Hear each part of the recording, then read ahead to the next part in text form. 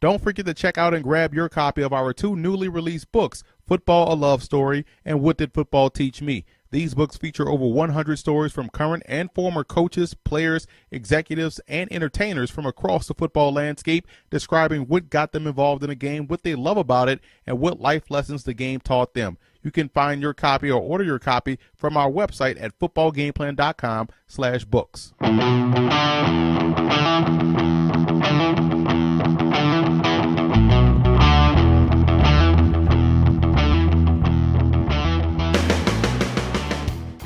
Looking at some of my keys to victory for both teams in this ball game, starting with the Pittsburgh Steelers, they have to find creative ways to accomplish balance within their offense. I don't know if DeAngelo Williams will be out there, but he's not going to be at 100% if he is out there. So they have to find unique ways to get the ground game going and get the football in the hands of their playmakers quickly. I think that's one way they could complement or supplement their running game with the short passing game and allowing those playmakers at receiver to make one miss. Also, the attempts have to be there in the running game in order to accomplish that balance. Even if you're not having success, the attempts matter. That allows you to operate off play action very well, and we know Ben Roethlisberger does a great job in doing so.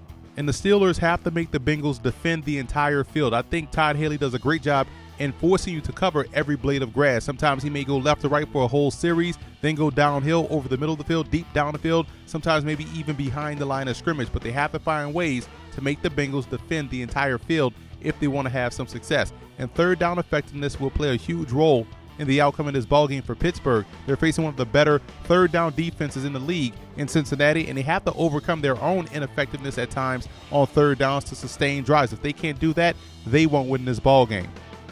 Moving over to the Bengals in this ball game, it's about keeping Antonio Brown busy at the line of scrimmage. You want to press him, you want to bracket him, you want to minimize his effectiveness after the catch by getting him on the ground. If they can do those things, those 3 things, I know it's easier said than done, then they can have a great chance in winning this ball game. Also, A.J. McCarron has to find ways to consistently beat the blitz. At times, he does stand tall in the pocket and deliver a strike. At times, he tends to miss a little bit deeper down the field because of falling away throwing the football. We'll talk about that in our whiteboard segment, but he has to beat the blitz consistently if they want to knock off the Steelers.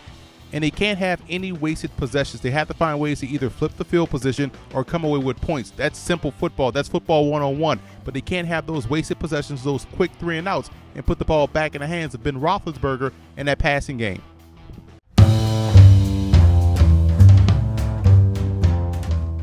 It's going to be important for Pittsburgh to get their best playmaker, Antonio Brown, the football early and often in his ball game. And I'm going to show you how they can create opportunities for him in the passing game by utilizing the whip route. Show you what we're talking about here. I love the pivot route or whip route, as some like to call it. Depends on how you've been coached growing up. But let's say we're going to call it the whip route, and we're going to run it out of the bunch formation because teams have problems communicating versus teams out of the bunch. So what we're going to do with the guy at the top, we're going to try to push him directly upfield. Now he's going to read how the safety is going to play. If the safety is playing back like this, they're playing cover 2, let's say. Boom, you want to break to the corner. Break that, hit that void in the corner. Or if he's playing man, take him with you. Just take him with you. Take him out the play. So this guy is going to have a great read, whether or not he's going to break in or just keep going up the field. You want this guy on the left side of the bunch to work up and break back to the corner. So now you can have a split type situation where this guy's going to have to make a choice, or this corner is going to have to make a choice. You're also bringing Antonio Brown over. So now what's going to happen, either he's going to follow him or this guy's going to break camp to try to follow him, and then he's going to wait, settle down. If it's zone, settle down, dump it right off, and allow him to make one miss. If it's man, he's going to whip right back out into the flat. You can even get extra creative by rolling on a half waggle or roll out. Ben Roethlisberger dump the football off to Antonio Brown in space. He's going to make all 3 guys miss. So this is one way you see how the whip route, I know it's a bunch of drawings right there is a little bit tough to read, but you see the premise. Clearing space with these guys with the potential of having a big play. You have Marcus Wheaton, you have Martavis Bryant going deep as well. You have to respect his deep speed. You probably want to put him at the top of the bunch, so these guys will have to honor that. You have Wheaton that has come on, but you have Antonio Brown. He doesn't have to go deep down the field all the time. He's creative enough, he's dynamic enough to make a play short and take it the distance, and this is exactly why the whip route coming out of the bunch with Antonio Brown, I believe could lead to a big play in a passing game versus their hated rivals, the Cincinnati Bengals. I believe the Pittsburgh Steelers will try to beat the Cincinnati Bengals with formations. I'm sure you how if they are in a trips formation, which is 3 wide receivers to one side, Cincinnati can match up and also can get pressure on Big Ben Roethlisberger back there by sending their strong safety out of their nickel defense. You see I have him underlined here. And what we're going to do, we're going to get pressure coming from that trip side. We want Ben Roethlisberger to go to the trip side, so that's why we want to send pressure coming this way. And the reason why is that, okay, we're going to take their number one option. We're going to trust our cornerback to take him one-on-one weak side. Again, funnel him down to the sideline to where you have the sideline as your friend.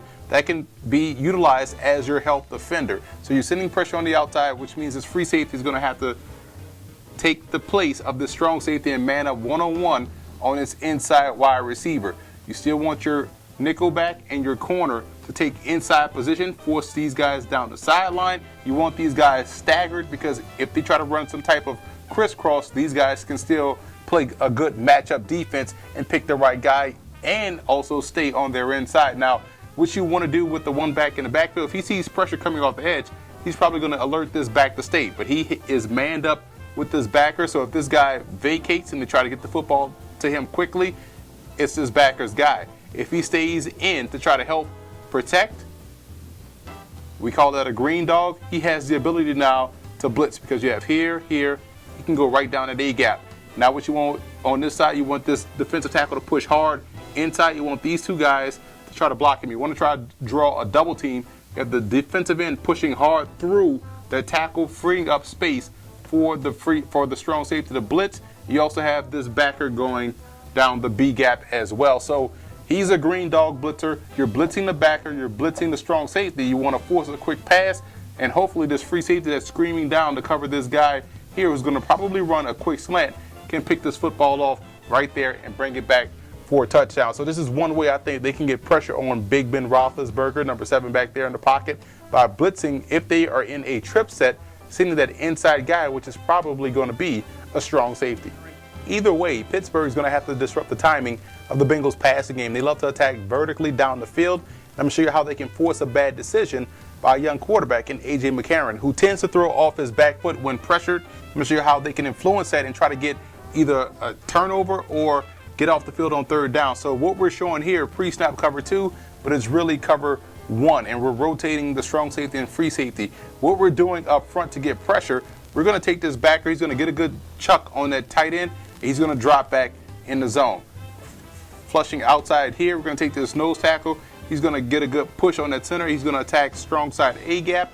We're going to take this defensive end and push him outside, hopefully drawing that offensive tackle, because we're going to walk this backer over, and he's crashing hard. He's blitzing full speed down that weak side B gap. And then we're having delayed pressure weak side because he's going to wait till he goes. He's going to also go down that B gap as well. So you're getting double B gap pressure. This backer is walking up. So A.J. McCarron may think, hey, it's a blitz. We can get a quick slant here with the tight end or a quick slant with the receiver. But at the snap, he drops back in the zone. He's working over to replace his backer here. And these guys are manned up one-on-one versus these receivers taking inside position, hopefully getting these guys to go outside. So either A.J. McCarron is going to audible to a quick pass, which could lead to a turnover here or here. You have the safety dropping back deep. Or he's going to have to be deadly accurate down the sideline, as these guys are going to take that inside position and force the receivers to go down the sideline, which means A.J. McCarron has to be accurate. And if this guy is coming, if he's dropping back in the pocket, now you have a situation where he's going to be reading the pressure weak side. He's going to try to get rid of the front side into a banjo cover between the tight end and these two backers. And we know how he gets when he drops back and faces pressure. He tends to fade away a little bit, try to throw it downfield. Like I said before, it could end up being an incomplete pass, or if you're the Pittsburgh Steelers, better yet, a turnover. So this is one way I think they can attack a young quarterback that's going to be playing in his first playoff game in his career. The good part about having unique personnel is that you can get creative in how you get these guys a football and how you attack a defense. And I like the personnel in the backfield for Cincinnati with Giovanni Bernard and Jeremy Hill. And I think utilizing both guys in the backfield at the same time could yield a big play for this Bengals offense, because you're taking advantage of an aggressive defense. You see what we drew up here? We're going to put Jeremy Hill at fullback and Gio Bernard at tailback. And if you're a defense, you see Jeremy Hill at fullback, you think, okay, they're going to try to run some type of quick dive to try to get him the football. We're going to stuff it. We're going to get off the field on third down. But really what you're doing, you're going to use Jeremy Hill as a decoy. You have two uncovered offensive linemen, which means they can freely be moved. And I like moving my offensive linemen. And this is what I would do if I had this personnel and based in this situation. So we're going to move the play side guard and a backside guard. And what we're going to do up front is simple. We're going to block base block here, base block there, base block here. You have an uncovered tight end. What we're going to use this tight end we're going to work him up, and boom, he's going to crack this backer. So as this backer flows to the football, he's going to run right into the block of a tight end. And some people may say, well, that leaves the outside backer wide open. How can you not block the outside backer? Easy. We're going to block him with one of these big offensive linemen. So like I said before, we're going to kick him out here. He's going to fly up the field, try to be a hero. He's going to get escorted out of the stadium right there by the kick-out block. We're going to pull the guard around, and he's going to lead Giovanni Bernard. But how are we going to get Giovanni Bernard the football and influence these guys here? We're going to have A.J. McCarron open up, faking a quick dive, which will suck in this linebacker and essentially block himself because he's going to think Jeremy Hill has football.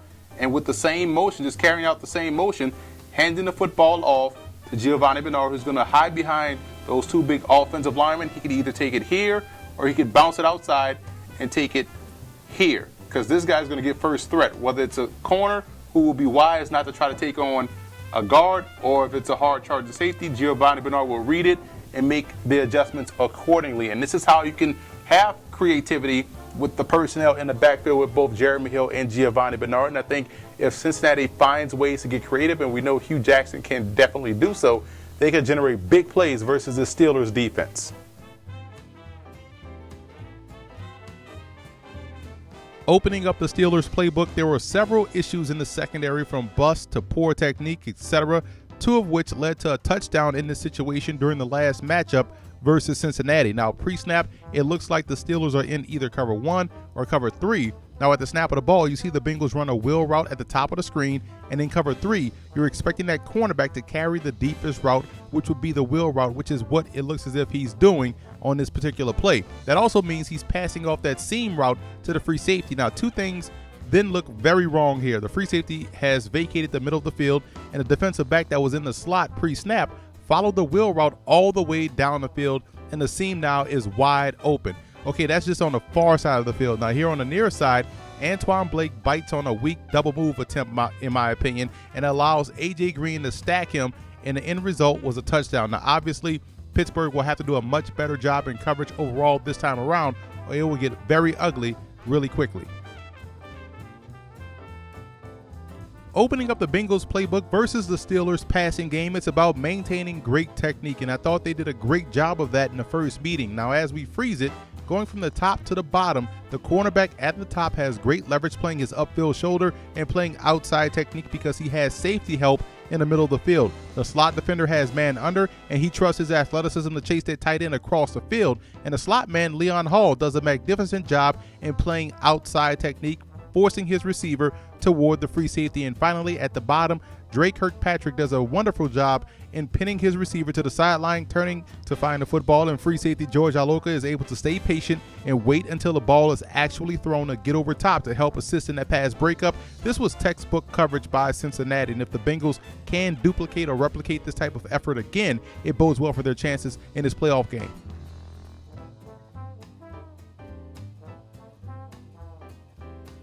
The biggest X factor in this game for Pittsburgh, I believe, will be the play of cornerback Antoine Blake. He's going to have to bring his A game. He's had his struggles all season long, but in this ball game, it's a playoff matchup, and seeing this team for the third time in this season could help him have a better day, because they're going to need it from their secondary if they want to have a chance to win. And the biggest X factor is an obvious one for Cincinnati. It will be the play of quarterback A.J. McCarron, who will be facing the Steelers defense for the second time. Now, he has gotten better in each and every start he's made the rest of the season, but in this ball game, he's going to see different blitzes, going to see different coverage looks, and he's going to have to be able to make that decision quickly, accurately, and decisively if the Bengals want to move forward into the second round.